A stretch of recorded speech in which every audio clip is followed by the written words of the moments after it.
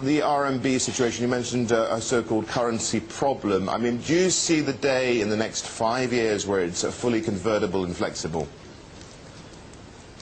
Well, you're talking to a person who's quite old. If I'm around in 5 years, I'd like to think that that is the case. I think we've all got to move towards that opportunity, and I think the challenge also is whether we should move towards an international currency, because the speculation and the complexity of currency has caused some of the irritation, not only among the trading nations, but among individuals. But it's not for me to say how it will happen, but I think everyone who knows how to deal with these situations is very cognizant of the problem it takes to get over it, and I think the RMB will become more convertible. But when it'll come, that is a matter for, obviously, the powers that be. I want to just change tack slightly. Of course, China's seen, central China, parts of central China, have seen the worst drought that they've had in many decades. Now, you've got this investment with your wife in Weather Central. How could that actually help out in terms of planning for things such as droughts?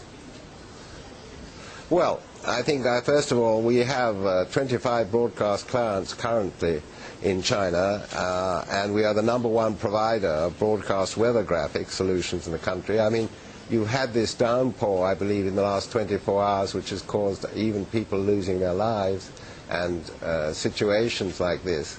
With the detail that we can put up through the technology that we give to the various weather stations, this makes people more aware of it.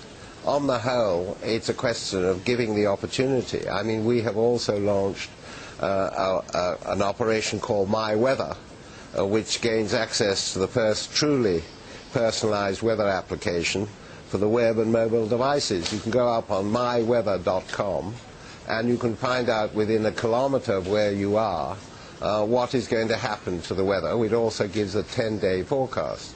I think we've got to be aware that we're living in a time, I'm not going to get into the subject, which is a huge subject of climate change, but we do have variations of all sorts around the world. Certainly in England we have very precarious weather. We've had a drought up until about 10 days ago. And I think it is important to realize that you can use technology, which is offered by myweather.com, to tell you and be aware of what might happen to you, especially among the farming community. Also, we are very interested in helping wind power because it gives sorry. Sir Evelyn, we're just running out of time, but I wanted to thank you for stepping into our offices there in Beijing. Thank you very much indeed, Sir Evelyn. Well, I'm very honored that you gave me the opportunity, and I thank you very much.